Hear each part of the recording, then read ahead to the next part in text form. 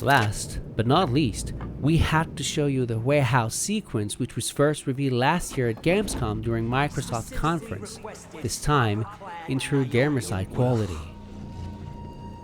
When Remedy first showed it at the time, it impressed everyone technically, including Blim, proving how talented the Finnish developer was. In this absolutely incredible scene, the past appears to Jack in a sort of real-life time-lapse, with more than a decade of modifications in the environment happening in real time in just a few minutes. The most surprising is that the player remains in total control, except for a couple camera moves showing specific parts of the scene. For those who watched Microsoft's conference last summer, it is no surprise, but either way, it is undeniably one of the most memorable sequences of the beginning of Act 2.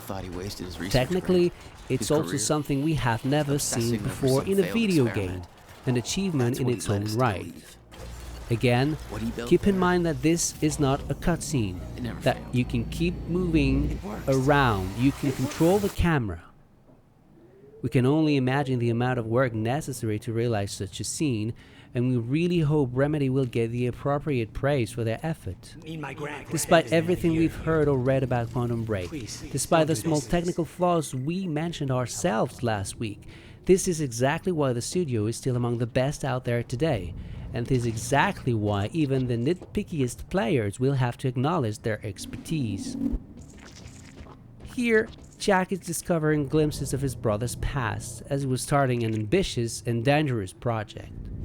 The past projections of William we can see here sometimes show a much younger person than in the beginning of the game, as it happened a long time ago.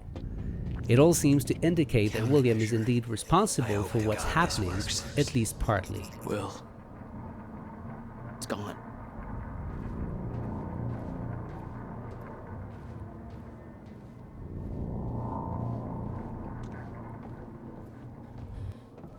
This flashback involving Paul Serene and a mysterious young woman is pretty cryptic, but we'll have to wait to find out more.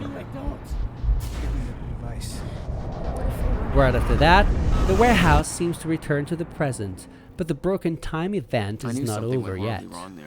Here comes another time-lapse sequence in which we can see a full day-night cycle in action, leaving Jack disorientated as he has to find a way out.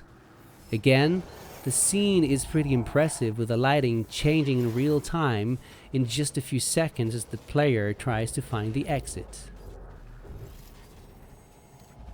As you can see on the left of the stairs now, an optional document can be easily found, as most of them have been since the beginning of the game. Well, that's it for now. Thank you for taking the time to watch all of our preview coverage of Quantum Break. Please let us know what you thought of our commented videos, and until next time, have a great week on Gamersyde. Much bigger. Something that had started 17 years ago.